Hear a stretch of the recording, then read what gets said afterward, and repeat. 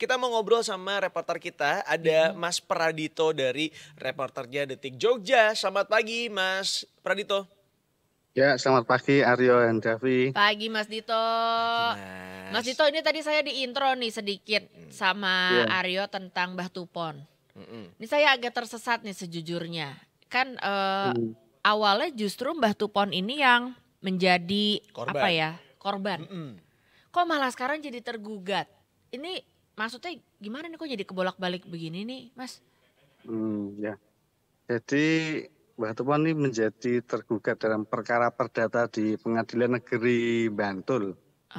Gugatan itu dilayangkan oleh Muhammad Ahmadi dan Indah Fatmawati.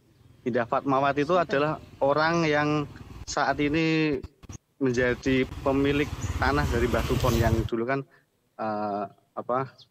tanahnya bermasalah, dan dari Mbah Tupon kepemilikannya berpindah kepada Indah Fatmawati. Nah, Ahmadi dan Indah Fatmawati ini melayangkan gugatan perdata karena merasa dirugikan dengan omongan dari salah satu tergugat utama ini namanya Triyono, pakai O. Jadi Triyono itu bilang ke Ahmadi kalau Mbah Tupon itu memang dia butuh uang dan mau menjual tanahnya. Tapi ternyata pada kenyataannya Mbah Tupon ini nggak butuh uang dan malah tanah itu jadi bermasalah. Karena itulah gugatan tersebut dilayangkan. Nah, untuk yang tergugat ini ada beberapa orang.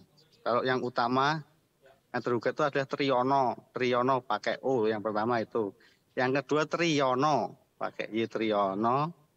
Yang ketiga Anhar Rusli, itu seorang notaris. Dan yang ketiga Mbah Tupon. Nah, kenapa Mbah Tupon itu namanya tercatut menjadi tergugat? Karena pemilik sah tanah tersebut itu adalah Mbah Tupon. Jadi dia ikut masuk ke dalam tergugat.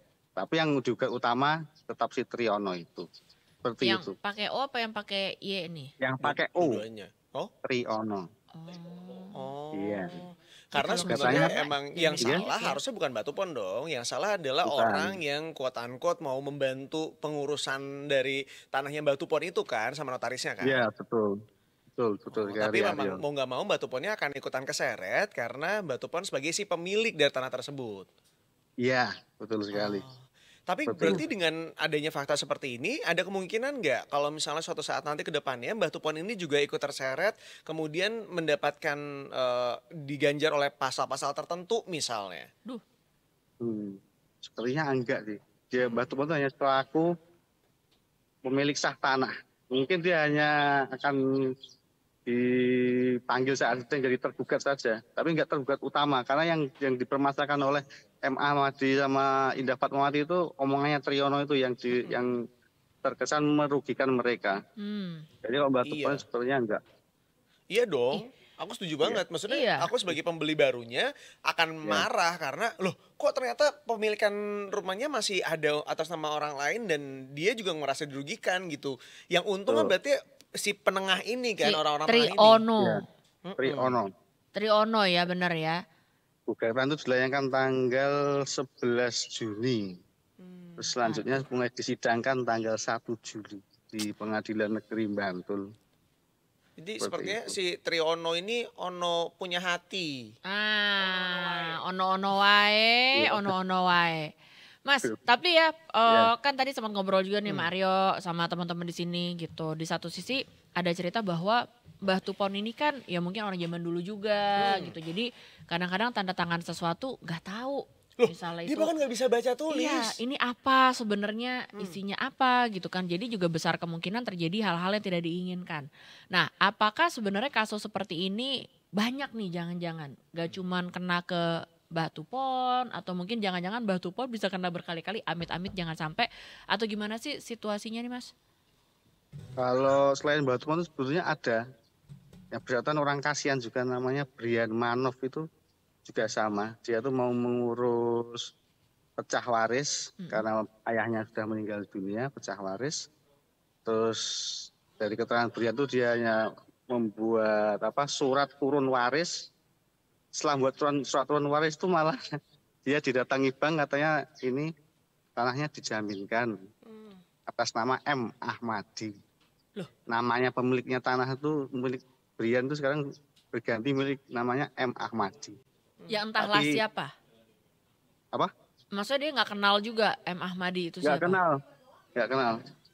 Ya ampun. Tapi sama orang-orangnya tuh, dia tuh lewat Triyono juga, Triyono. Oh dia ini. Itu. Sama, orang-orangnya sama. Ih. Tapi ya mudah-mudahan sih ini kemudian juga menjadi kasus yang memberatkan Triyono ini, dalam artian kalau memang dia bersalah, kesalahan ini sudah dilakukan berkali-kali kan.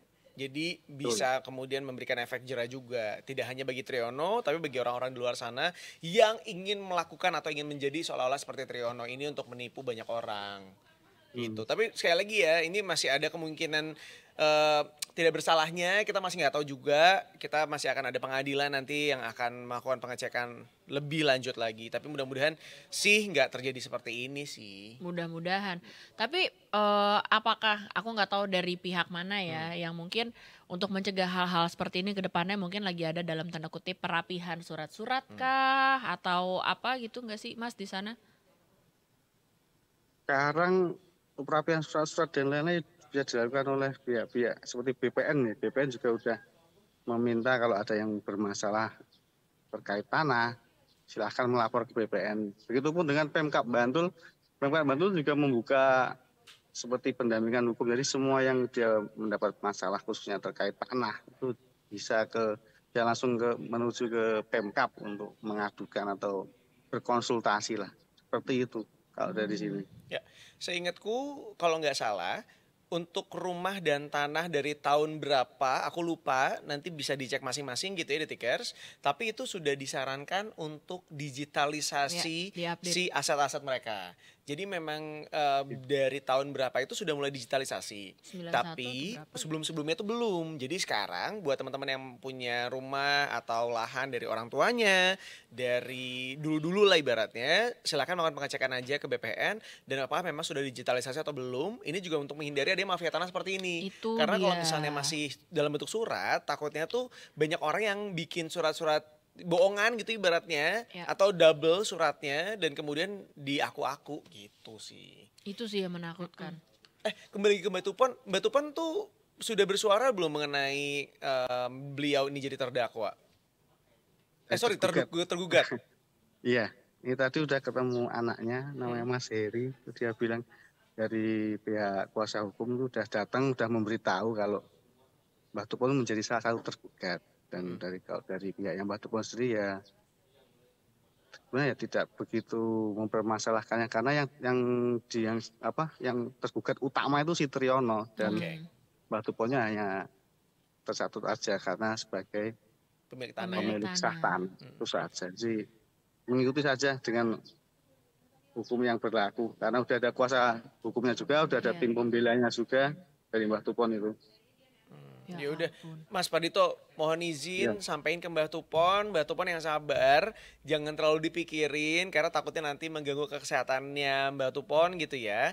Silakan Mbak Tupon melakukan kegiatan sehari-hari aja yang normal, sing sehat, sing makannya yang banyak ya, menikmati aja. Pokoknya bahagia aja buat Mbak Tupon dan juga keluarganya ya. Ini langkah-langkah buat lo masuk ke dalam silsilah keluarga Mbah Tupon. Karena lahannya gede ya Mas ya, berapa 2000 hektar 2000 meter.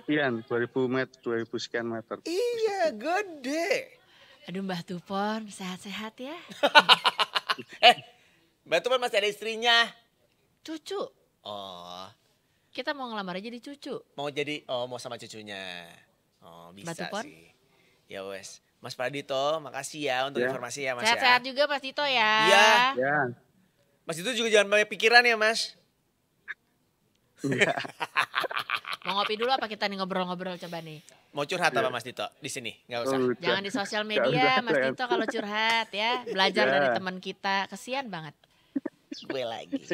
Makasih Mas Pradito. Iya. Sama-sama.